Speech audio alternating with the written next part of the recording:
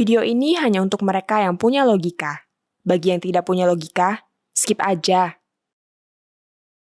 Rocky Gerung tiba-tiba saja mengkritik kabinet bayangan. Ini tentu saja berita menarik. Anda mungkin tahu kabinet bayangan kan?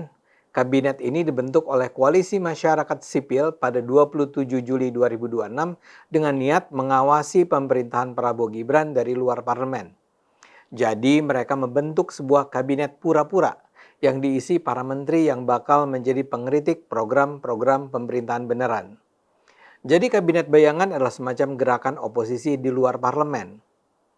Loh, tapi kok Rocky Gerung malah menyentil mereka? Tidakkah semestinya Rocky bergabung atau setidaknya mendukung kabinet oposisi ini? Kritik Rocky memang tidak ditampilkan di sebuah forum resmi. Kritiknya terdengar di kanal YouTube Total Politik.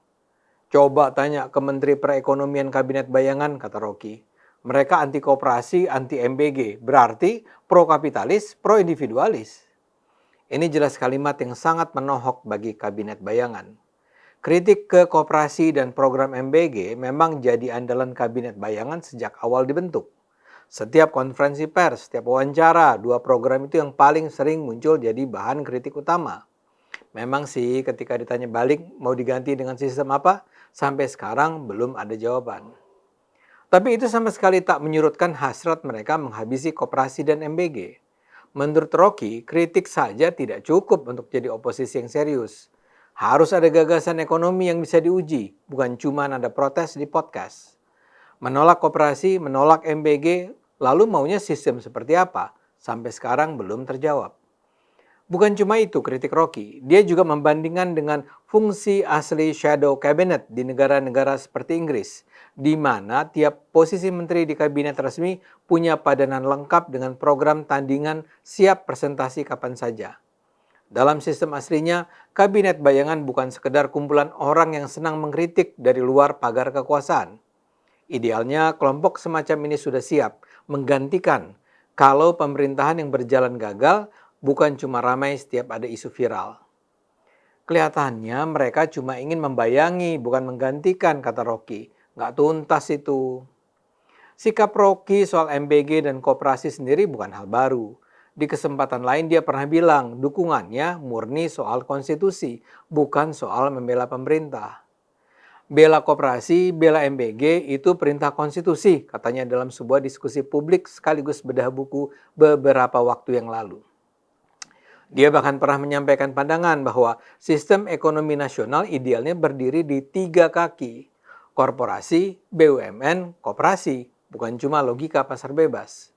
Jadi kritiknya ke kabinet bayangan bukan sindiran kosong, ada landasannya dan sudah dipegang cukup lama. Saya paham kritik Rocky. Dalam banyak hal lain saya mungkin tidak sejalan dengan Rocky, tapi kritiknya kali ini bisa diterima.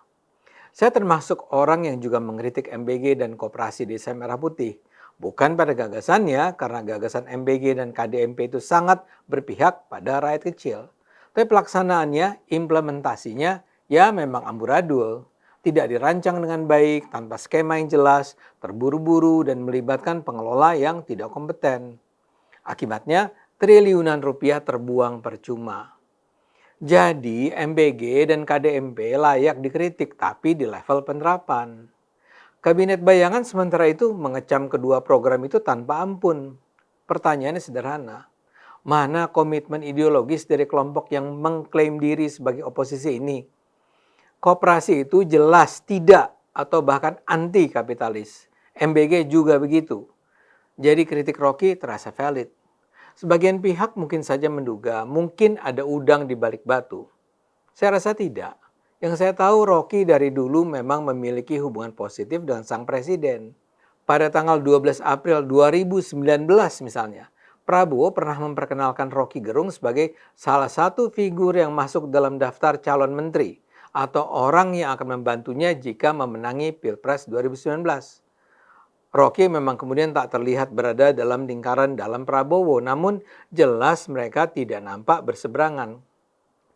Rocky bahkan turut hadir saat momen pelantikan 6 pejabat baru di Istana Negara pada 27 April yang lalu. Usai pengucapan sumpah jabatan dan penandatanganan berita acara, Rocky tampak bersalaman dengan Prabowo. Mereka terlihat berbincang akrab sambil tertawa. Saat awak media menanyakan isi obrolan tersebut, Rocky Gerung berujar singkat, "Ya, pokoknya adalah." Seusai itu pun tidak ada sesuatu yang nampak istimewa terlihat dalam hubungan mereka. Saya merasa kali ini Rocky sekedar ingin mengkritik saja kabinet bayangan yang memang terkesan seperti ingin mencari sekedar popularitas. Dan saya rasa kritik semacam ini penting. Buat Indonesia, kritik terhadap pemerintah adalah hal penting. Saya percaya kalau tidak ada kritik, pemerintah berpotensi membawa Indonesia menuju kehancuran. Namun yang jadi masalah, banyak pihak bersikap kritis tanpa didasari kerangka berpikir yang memadai. Jadinya terkesan seperti sekedar bicara keras atau bahkan bicara kasar tanpa substansi. Saya ambil lagi lah contoh lain, aksi mahasiswa BEM UI pada 18 Agustus yang lalu. Massa yang turun ke jalan sekitar 500 sampai 700 mahasiswa, gabungan dari 15 BEM fakultas dan 25 organisasi aliansi, membawa 8 tuntutan dengan tagar merebut kemerdekaan. Saya sendiri dari dulu berharap mahasiswa memang harus kritis dan peduli pada masalah-masalah yang menyebabkan penderitaan masyarakat. Tapi aksi BEM UI ini sungguh mengecewakan. Mereka mengajukan sekaligus 8 tuntutan. Selain nampak beragam dan lebar, tuntutan mereka juga terkesan tidak dirancang dengan seksama dan bahkan sangat abstrak. Misalnya saja, tuntutan pertama mereka adalah menghentikan penjajahan negara atas rakyat sendiri. Lah ini maksudnya apa? Negara menjajah rakyat itu yang mana? Lantas ada juga tuntutan menghentikan korupsi, kolusi, dan nepotisme. Loh, apakah para mahasiswa ini tidak bisa memformulasikan tuntutan secara lebih jelas? Bahkan juga ada tuntutan menurunkan harga BBM. Apakah mahasiswa menuntut agar harga Pertamax juga diturunkan? Atau seperti juga yang diangkat oleh kabinet bayangan, mahasiswa menuntut penghentian MBG dan KDMP. Saya sama sekali tidak menolak gerakan mahasiswa sebagai pengawas pemerintah. Tapi kalau rangkaian tuntutannya seberantakan ini, bagaimana mahasiswa bisa memperoleh simpati masyarakat? Tidakkah seharusnya BEM UI punya tim perancang tuntutan yang mendasarkan diri pada penelaahan masalah secara mendalam yang kemudian dituangkan dalam daftar tuntutan yang berwibawa? Yang terjadi, mahasiswa nampak sekedar cari panggung untuk menaikkan popularitas dan bukan untuk memperjuangkan tuntutan yang substantif.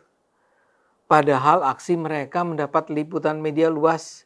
Media memberitakan bagaimana mahasiswa memulai aksi dari kampus UI Depok yang kemudian rencananya akan diikuti long march sampai Bundaran HI Jakarta. Media juga menyiarkan bagaimana teriakan revolusi, revolusi mulai terdengar dari kerumunan yang makin lama makin emosional. Lantas juga ada saling dorong di depan gedung UOB Jalan MH Tamrin Jakarta Pusat. Negosiasi antara perwakilan mahasiswa dan polisi berlangsung alot cukup lama sebelum akhirnya massa mundur dari titik kemacetan. Videonya tersebar kemana-mana, jadi bahan perbincangan di berbagai platform media sosial. Polda Metro Jaya sampai mengerahkan 9.242 personel gabungan untuk pengamanan hari itu. Di hari yang sama, polisi mengamankan 21 orang sebelum aksi dimulai. Kedapatan membawa petasan, flare, sampai bahan pembuat molotov. Kini setelah demonstrasi selesai, apa yang kita peroleh? Tidak ada apa-apa. Karena BEM UI memang tidak sedang memperjuangkan apa-apa. Kritik itu penting dan demo itu memang hak yang dijamin. Tidak ada yang menolak dua hal itu sebagai prinsip. Yang jadi masalah bukan hak untuk mengkritik atau berdemo, melainkan bagaimana keduanya dijalankan sampai ke publik.